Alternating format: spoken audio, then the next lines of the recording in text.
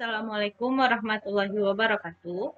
Perkenalkan, kami dari kelompok 11 yang beranggotakan Siti Ramah dengan NIM 19076128 dan saya sendiri Suci Rahmadani dengan NIM 19076130 dan Teddy Suryanto dengan NIM 19076132. Materi kami yaitu teknik pengambilan keputusan kriteria majemuk. Berikut penjelasannya.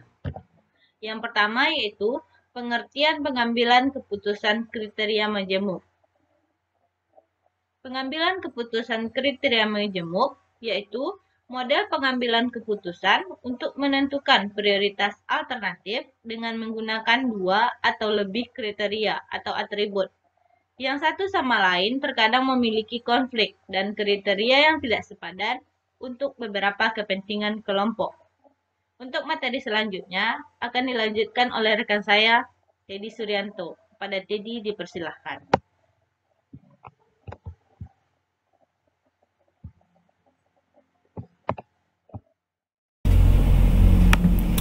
Baiklah, saya akan mencoba melanjutkan materi keempat, yaitu tentang sifat-sifat yang harus diperhatikan dalam memilih kriteria pada setiap persoalan pengambilan keputusan.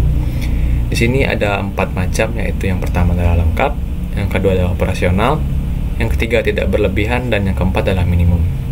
Di sini lengkap ini diartikan dapat mencakup seluruh aspek penting dalam persoalan. Suatu set kriteria disebut lengkap apabila set ini dapat menunjukkan seberapa jauh seluruh tujuan dapat dicapai. Yang kedua adalah operasional, sehingga dapat digunakan dalam analisis. Sifat operasional ini mencakup beberapa pengertian, antara lain adalah bahwa set kriteria ini harus mempunyai arti bagi pengambil keputusan, sehingga ia dapat benar-benar menghayati implikasinya terhadap alternatif yang ada. Selain itu, jika tujuan pengambilan keputusan ini harus dapat digunakan sebagai sarana untuk meyakinkan pihak-pihak lain, maka set kriteria ini harus dapat digunakan sebagai sarana untuk memberikan penjelasan atau untuk berkomunikasi. Operasional ini juga mencakup sifat dapat diukur. Contohnya adalah memperoleh distribusi, kemungkinan dari tingkat pencapaian kriteria yang mungkin diperoleh. Yang kedua adalah mengungkapkan preferensi pengambilan keputusan atas pencapaian kriteria. Yang ketiga adalah tidak berlebihan, sehingga menghindarkan perhitungan berulang dalam menentukan set kriteria. Jangan sampai terdapat kriteria yang pada dasarnya mengandung pengertian yang sama. Yang keempat adalah minimum. Agar lebih mengkomprehensifkan persoalan, dapat menentukan set kriteria, perlu sedapat mungkin mengusahakan agar jumlah kriterianya sesedikit mungkin. Karena makin banyak kriteria, maka makin sukar pula untuk dapat menghayati dengan baik. Jumlah perhitungan yang diperlukan dalam analisis akan meningkat dengan cepat. Setelah itu, konsep dasar pemilihan PPKM. Yang pertama adalah dominasi, yang kedua adalah leksikografi, dan yang ketiga adalah tingkat aspirasi. Jadi dominasi ini terdapat satu alternatif yang mendominasi alternatif yang lain. Maka dengan mudah dipilih alternatif terbaik, tetapi keadaan ini jarang ditemui dalam dunia nyata. Yang paling sering terjadi adalah bahwa satu alternatif memiliki nilai yang lebih baik untuk beberapa kriteria, tetapi lebih buruk pada beberapa kriteria yang lainnya. Yang kedua adalah leksikografi. Kekurangan metode ini adalah bahwa bila satu alternatif telah mempunyai nilai terbaik pada C1, maka alternatif tersebutlah yang dipilih tanpa memperhatikan bagaimana nilai alternatif tersebut pada kriteria lainnya. Yang ketiga adalah tingkat aspirasi.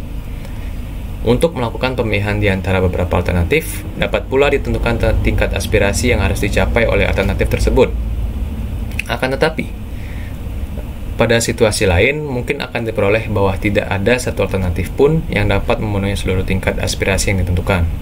Atau sebaliknya, setelah seleksi, masih terdapat beberapa alternatif yang memenuhi, sehingga cara ini tidak menjamin diperolehnya suatu alternatif terbaik. Mungkin sekian dari saya lanjutkan kepada Siti Ramah.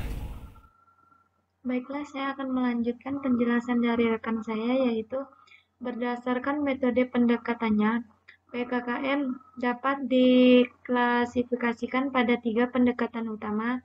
Yang pertama yaitu pendekatan MAUT, yang kedua pendekatan metode outranking, yang ketiga metode pendekatan linear tujuan majemuk atau multi-projective linear programming. Selanjutnya yaitu tahap pengambilan keputusan pada model PKKM.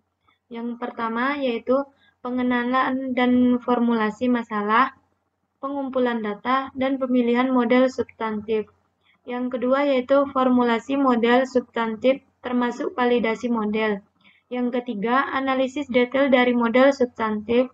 Yang keempat yaitu pemilihan alternatif implementasi.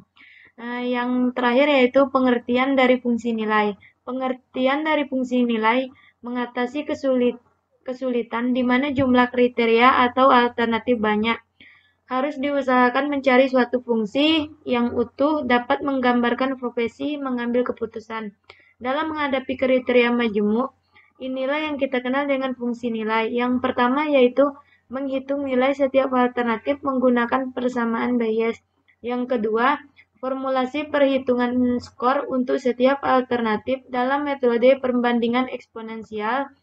Mungkin sekian dari penjelasan saya. Saya ucapkan terima kasih. Assalamualaikum warahmatullahi wabarakatuh.